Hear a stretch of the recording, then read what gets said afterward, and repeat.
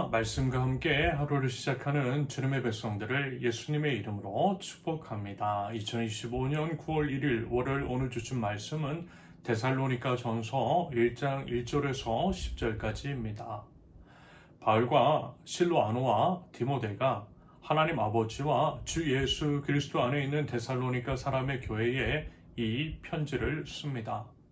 은혜와 평화가 여러분에게 있기를 빕니다. 우리는 여러분 모두를 두고 언제나 하나님께 감사를 드립니다. 우리는 기도할 때에 여러분을 기억하고 있습니다. 또 우리는 하나님 우리 아버지 앞에서 여러분의 믿음의 행위와 사랑의 수고와 우리 주 예수 그리스도께 둔 소망을 굳게 지키는 인내를 언제나 기억하고 있습니다. 하나님의 사랑을 받은 형제 자매 여러분, 우리는 하나님께서 여러분을 택하여 주셨음을 알고 있습니다. 우리는 여러분에게 복음을 말로만 전한 것이 아니라 능력과 성령과 큰 확신으로 전하였습니다. 우리가 여러분 가운데서 여러분을 위하여 어떻게 처신하였는지를 여러분은 알고 있습니다. 여러분은 많은 환난을 당하면서도 성령께서 주시는 기쁨으로 말씀을 받아들여서 우리와 주님을 본받는 사람이 되었습니다. 그리하여 여러분은 마케도니아와 아가야에 있는 모든 신도들에게 모범이 되었습니다. 주님의 말씀이 여러분으로부터 마케도니아와 아가야에만 울려 퍼진 것이 아니라 하나님을 향한 여러분의 믿음에 대한 소문이 각처에 두루 퍼졌습니다. 그러므로 이것을 두고는 우리가 더 말할 필요가 없습니다. 그들은 우리를 두고 이야기합니다. 우리가 여러분을 찾아갔을 때에 여러분이 우리를 어떻게 영접했는지, 어떻게 해서 여러분이 우상을 버리고 하나님께로 돌아와서 살아계시고 참되신 하나님을 섬기며 또 하나님께서 주변 사람들 가운데서 살리신 그 아들 곧 장차 내릴 진노에서 우리를 건져주실 예수께서 하늘로부터 오시기를 기다리는지를 그들은 말합니다. 아멘. 데살로니가 전서는 사도 바울이 2차 전도 여행 중 데살로니가에 세운 교회를 위해서 쓴 첫 번째 서신입니다. 데살로니가는요, 마케도니아의 수도였고요, 로마의 이제 중요한 무역 항구였습니다. 바울은요, 이곳에서 복음을 전했고요, 많은 사람들이 회심하여 교회가 세워졌지요. 그러나 유대인들의 박해로 인해 바울은 급히 아테네로 떠나야만 했습니다.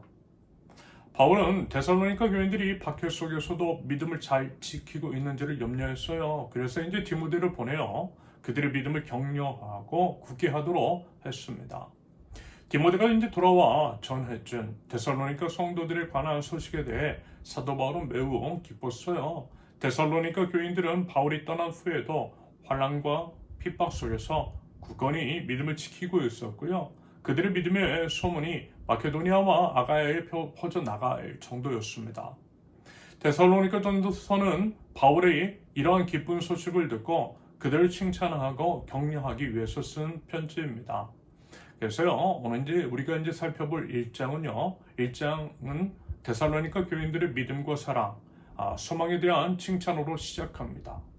그들의 신앙은 박해를 이겨내는 힘이었으며 모든 믿는 자들에게는 모범이 되었습니다. 먼저 사도 바울은 데살로니가 교회 성도들에게 이런 얘기를 해요. 2절에서 보시는 것처럼 데살로니가 성도들 때문에 하나님께 항상 감사하고 기도한다라고 합니다. 그러면서 이와 같은 이야기를 하죠. 2절과 3절의 표현처럼 믿음의 행위, 사랑의 수고, 우리 주 예수 그리스도께 소망을 둔 우리 주 예수 그리스도께 둔 소망을 굳게 지키는 인내, 그것들을 기억한다라고 합니다. 그리고 4절의 표현처럼 이것들을 통해 데살로니가 교인들이 하나님의 사랑하심을 받고 하나님의 택하심을 입은 것을 알 수 있다라고 해요. 다시 한번 정리를 하면 데살로니가 성도들에게 보이는 믿음의 행위, 사랑의 수고, 우리 주 예수 그리스도께 둔 소망을 굳게 지키는 인내를 통해 그들이 하나님의 사랑을 받고 택하심을 받은 줄을 안다라는 거죠. 믿음, 사랑, 소망에 대한 모습들이 성도로서의 삶의 증거가 되고 있다라는 말씀입니다. 이것을 바꾸어서 생각을 해본다면 하나님의 사랑을 받고 택하심을 받은 자들이라면 마땅히 어때야 한다고요? 삶 속에서 믿음의 행위, 사랑의 수고, 우리 주 예수 그리스도께 준 소망을 굳게 지키는 인내의 모습이 드러나야 한다라고 하는 의미로도 해석할 수 있을 것입니다. 그래서요, 여러분 우리 자신에게 한번 질문해보자라는 것입니다. 우리는 과연 믿음, 사랑, 소망의 모습들이 우리 인생 삶 가운데 드러나고 있는 것인지, 그러기 위해서 믿음의 이제 굳건한 반석 계신 우리 예수님께 깊이 뿌리 내리고 있는 것인지를 한번 질문해보자라는 거예요. 여러분 부디어 믿음, 사랑, 소망의 열매들이 우리 이제 삶 속에서 풍성히 드러날 줄 아는 저와 여러분들의 삶이 되실 수 있기를 바랍니다. 그래서요, 하나님께 이제 칭찬받는 하나님 나라 백성들 될 수 있기를 바랍니다. 그러면서 이제 이 세 가지 믿음, 소망, 사랑 중에서 오늘은요, 믿음의 행위 부분에 대해 좀 더 이제 구체적으로 나눠보고자 합니다. 믿는 자들에게서 드러나야 할 믿음의 행위라고 하는 것. 여러분 예수님 믿으시죠?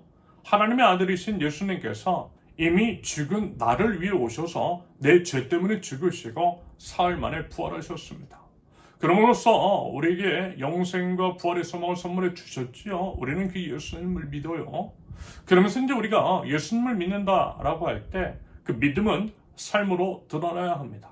그리고 이제 그 삶이라고 하는 것은 예수님을 내 삶의 주인으로 모시고 실제적으로 예수님과 내가 주인과 종의 관계로 사는 것을 의미합니다. 내가요, 예수님의 종으로 사는 거예요. 여러분, 그럼요, 종은 어때요? 종은요, 자기 생각 없어요.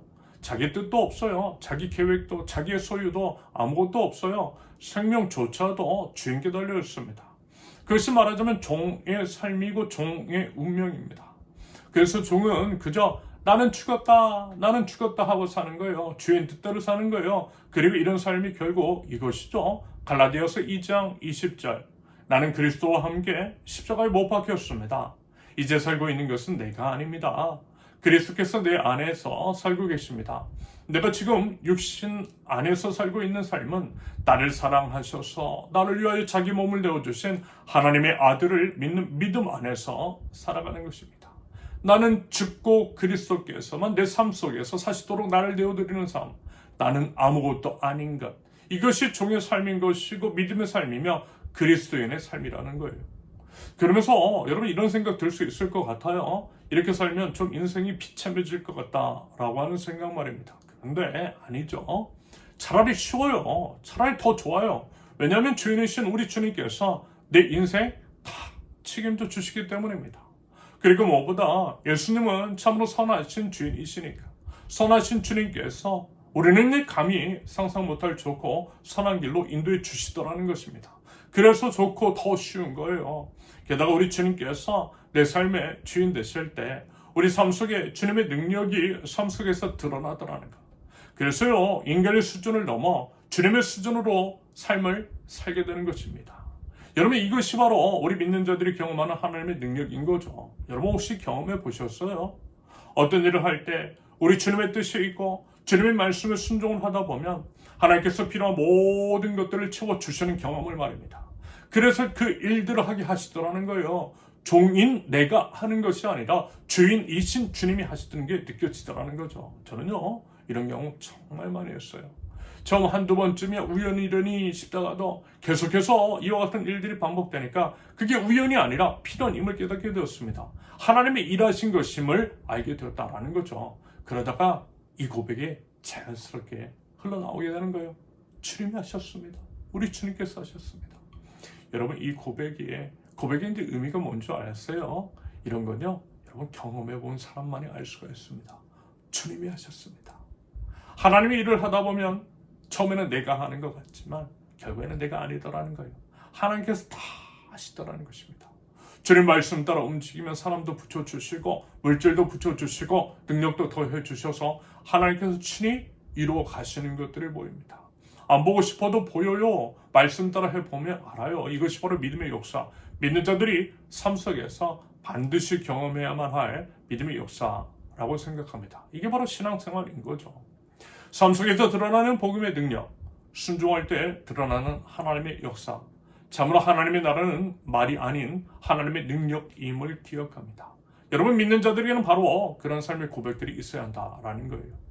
부디 그 하나님의 역사, 복음의 능력이 우리의 삶 속에서 드러날 수 있기를 바랍니다. 그러기 위해서 주인이신 우리 주 예수 그리스도의 말씀에 순종하며 살고 예수님을 본받는 삶을 살아갈 줄 아는 저와 여러분들, 우리 모든 선홍교 권속들 모두 될 수 있기를 예수님의 이름으로 축원합니다. 함께 기도합니다. 하나님, 저희들 죄는 짓고 오직 예수님께서만 저희 안에 살게 하시는 삶을 살기를 원합니다. 하나님께 모든 주도권을 내어드립니다. 종으로서 온전한 순종, 주님을 본받는 삶을 살게 하시되 그 같은 삶을 통하여서 하나님의 역사가 저희의 삶 속의 풍성이 드러날 수 있도록 하나님 은혜를 더하여 주시옵소서. 비록 미약하고 부족하고 부끄럽지만 한 걸음 한 걸음 걸어갑니다. 비록 흔들릴 때 참 많이 있지만 하나님의 뜻이 있으면 하나님께서 친히 역사하여 주실 줄로 믿고 믿음의 발걸음을 차근차근 걸어나가는 하나님 나라 백성들, 저희 세우는 교회 모든 권속들 될 수 있도록 우리 주님 인도하여 주시옵소서. 예수님의 이름으로 기도합니다. 아멘. 하나님께서 오늘 주신 말씀과 각자의 기도 제목을 놓고 우리 잠시 기도합니다.